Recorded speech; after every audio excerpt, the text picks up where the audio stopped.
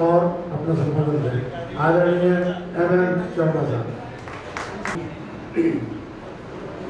परम सम्मान्य अतिथिगण, विशेष आमंत्रितगण, समस्त सदन, आरक्षण के लिए जो बीमारी कहूँगा मैं, और इस बीमारी से आज हमारा भारत फिर पराधीन हो गया। इसमें कोई दो राय नहीं है कि आज हम गुलामी की जड़ों से जकड़े हुए जा रहे हैं। इस गुलामी से निजात पाने के लिए भाई नारायण पारासर साहब ने जो बीड़ा उठा रखा है, मैं उनको सलाम करता हूं और आप सभी लोगों से निवेदन करूं कि करतल ध्वनि के साथ उनका सम्मान करें। मैं आपको इस बात के लिए नहीं कहूँगा कि आरक्षण कितने समय के लिए था। आरक्षण में कितनी विसंगतियाँ रही है। नौकरियों में, सरकारी दफ्तरों में, यहाँ तक कि सरकार ने प्राइवेटाइजेशन में भी आरक्षण की बहुत कोशिश कर ली है, परंतु सरकार अपनी मनमानी कितनी चला सकेगी, ये हमें देखना है, आप लोगों को देखना है। मैं के रूप में जो संस्थाओं के प्रतिनिधि आए हैं वो भी लगातार जुड़े हैं।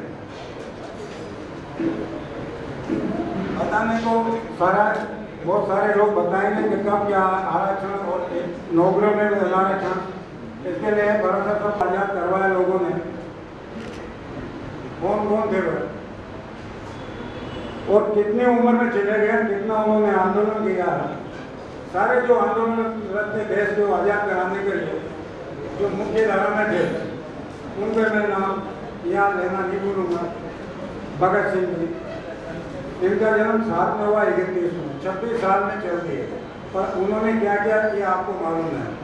सरदार सुखदेव जी, ये भी 1906 में जन्म हुआ, 1931 में चले गए। बिस्मिल जी, इन सब लोगों ने जो क्रांति जलाई थी, क्रांति की आग ज्वाला जलाई थी, वो आज हम लोगों को जलानी पड़ेगी, नहीं तो आने वाले जो बिस्मिल जी ने जो लिखी थी 19 तारीख को जो उनको फांसी लगने वाले थे, उन्होंने लिखा चाहता 19 तारीख को जो होने वाला, मैं उसके लिए अच्छी तरह से तैयार हूँ। यह है कि केवल शरीर का बदलना मात्र है। मुझे विश्वास है कि मेरी आत्मा मातृभूमि तथा उसकी संगति के लिए नए उत्साह और सोच के साथ काम करने के लिए फिर लौट आएगी। आज वो आत्मा लौटती है।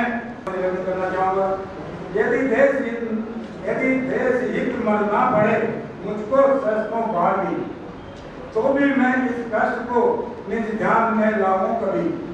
है भारतवर्ष में 10 बार मेरा जन्म हो, कारण सदाई मृत्यु का देशीय कार्य कर्म हो। मरते बिस्मिल रोशन लाहिरी अस्फाक अत्याचारों से इन लोगों को एमएम सौरभ आपको एक बात की मैं विजय बधाई देना चाहता हूँ और आभार व्यक्त करना चाहता हूँ सभी समता मंच के होते हैं कि उन्होंने कुछ समय पहले जिस प्रकार से आज भी हमारे समाजों के और व्यापारी मंडलों के प्रतिनिधियाँ विराजमान हैं, उस दिन आपने भी सभी समाज के प्रतिनिधियों को बुलाकर और उनके मध्य ये बात रखी थी और उसके बड़े सार्थक परिणाम निकले। इसके लिए आपका बहुत बहुत धन्यवाद, बहुत बहुत साधुवाद। एम शर्मा जी को कहीं जाना था, अति व्यस्तम कार्यक्रम यहाँ बता रहे हैं, इसलिए कुछ कार्यक्रम में तब्दीली की। जैसा कि हमारी परंपरा है अतिथि देवो भव, मैं निवेदन करूँगा हमारे संभागीय अध्यक्ष परम श्रद्धेय श्री अजय चतुर्वेदी पधारें और अपना उद्बोधन में श्री अजय चतुर्वेदी। जयपुर से पधारे समता आंदोलन के हमारे केंद्रीय नेतृत्व के नेता, सभी सामाजिक संगठन एवं जातिगत संगठन के प्रतिनिधि मित्रों, उत्साह के अतिरेक में स्वागत से प्रारंभ करना थोड़ा भूल गए थे। मैं पार्षद नायक जी का तहे दिल से स्वागत करता हूँ कि उन्होंने बहुत अपना कीमती समय देकर कल वो बीकानेर थे और आज कोटा में है। इसी से उनकी गतिशीलता का अनुमान लगाया जा सकता है। मित्रों, कुल करीब 17 साल से हम सभी लोग इस आंदोलन से जुड़े हुए हैं और आंशिक सफलता हमें इसमें मिल गई है। राजस्थान में भी हम कानूनी रूप से प्रमोशन में आरक्षण समाप्त कर चुके थे, पर राजनीतिक रूप से हम शायद उतना सक्षम नहीं है कि उसको हम लागू करवा सके। माननीय पाराशर जी ने जो ये लड़ाई राजस्थान में शुरू की थी, आज उसका परिणाम है कि पूरे देश में समता आंदोलन की गूंज है। उत्तर प्रदेश, झारखंड इस प्रमोशन का आरक्षण को समाप्त कर चुके हैं और ये सब एक आदमी का प्रयास है, वो है श्री पाराशर नारायण। मित्रों, इस संघर्ष के दौरान कुछ तथ्यों का पता चला कि लगभग 3 करोड़ नौकरियां और हजारों करोड़ रुपया,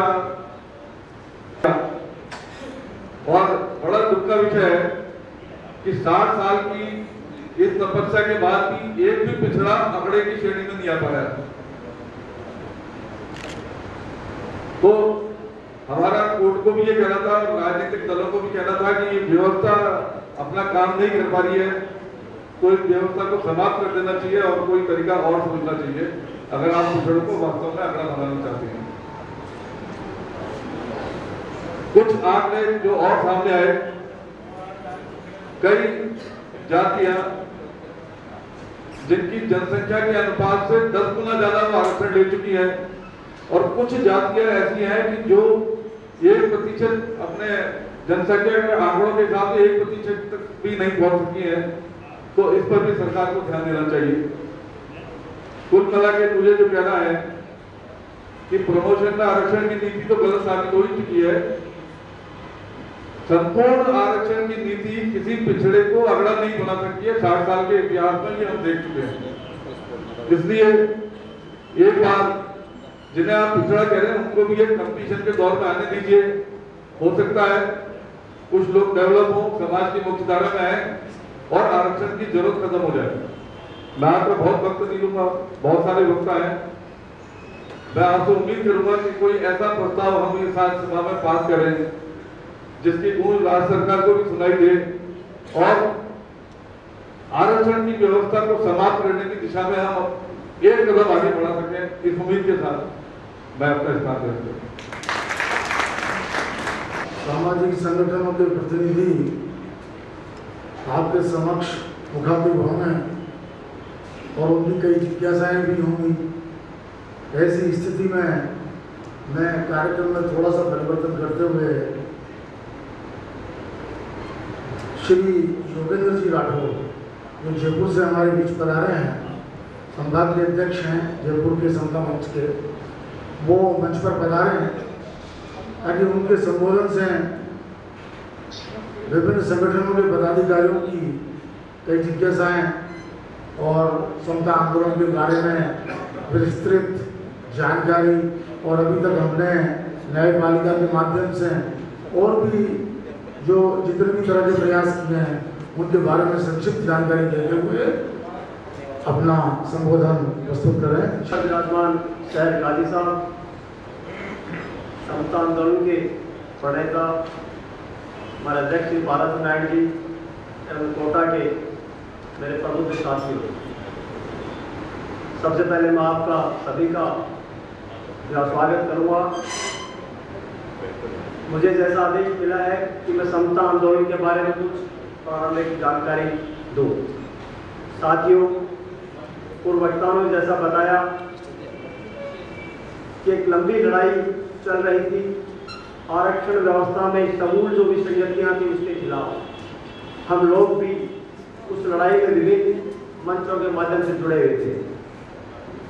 लड़ाई का जो संघर्ष का जो रास्ता था, धीमा था या कुछ भी था, एक बार ये विचार आया मई 2008 में इसको एक व्यवस्थित तरीके से लड़ा जाना चाहिए।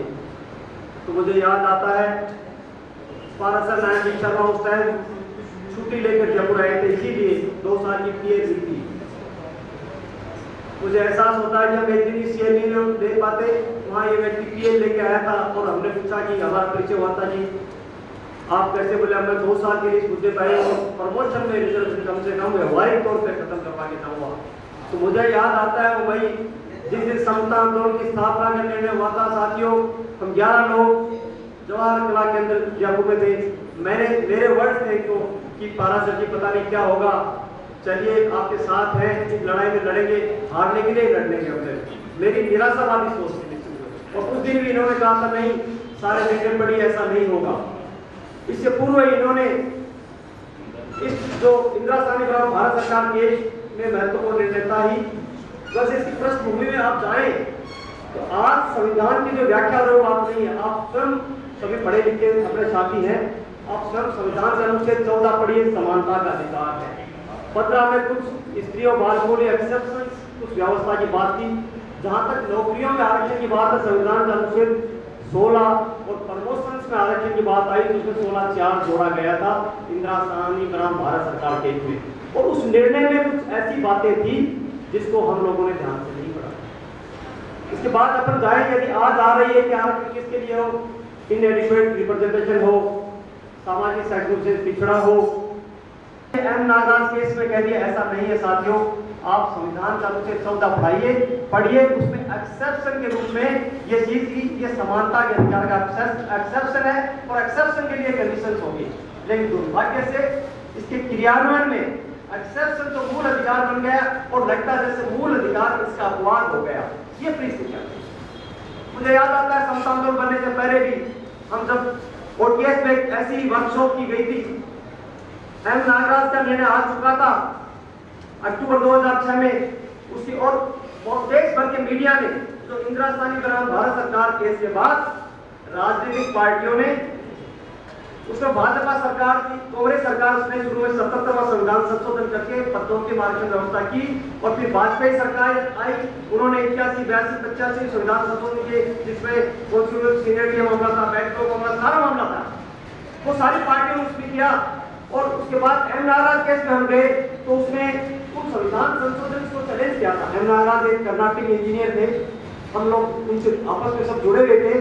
तो उसमें देश भर के मीडिया ने एक लाइन लिखी थी कि संविधान संशोधन वैध, और ऐसे लगा कि हम लड़ाई हार गए हो। हम सब ने पढ़ा होगा उस टाइम फ्रंट पेज न्यूज की, और हम निराश होकर बैठे थे। उस केस को जब ढंग से पारासर जी ने पढ़ा तो उन्होंने कहा इसमें हारे नहीं, इसमें बहुत कुछ हमें दे दिया गया है, टेक्निकली वर्ड्स में हमें हारे नजर ऐसा नहीं है। और मुझे याद आता है ओटीएस की उस कॉन्फ्रेंस में जब उस निर्णय की व्याख्या एक सब की थी, वो हाई कोर्ट के 3 रिटायर्ड जज थे, इसी से रास्ता प्रोसीजर, उन लोगों ने कहा कि ये इस एंगल से हमने पढ़ाई, इसमें तो बहुत कुछ है। उसकी व्याख्या और पढ़ के जो चीज इन्होंने निकाली पारासर जी उस दिन कहा इसको पढ़िए, बहुत कुछ हमने लिए। उसके बाद बोले अब इसको हम हासिल करके रहेंगे। तो फिर हमारे लोगों के समझ में आई कि सैद्धांतिक तौर पे ये कहा जा सकता है कि ये संविधान संशोधन वैध ठहरा दिए, यहाँ तक बात ठीक है, लेकिन सब्जेक्ट टू कंडीशंस जो मूल संविधान में भी थी और वो कहीं फुलफिल नहीं रहती। तो पारासर ने कहा इस लड़ाई को अब इस अंजाम में शुरुआती दौर था, हमारे पीड़ा शायद अपनी पीड़ा इतनी नहीं होती, हम पीड़ा को सहन करना सीख गए, माफ करना तो शायद कायर भी हो गई।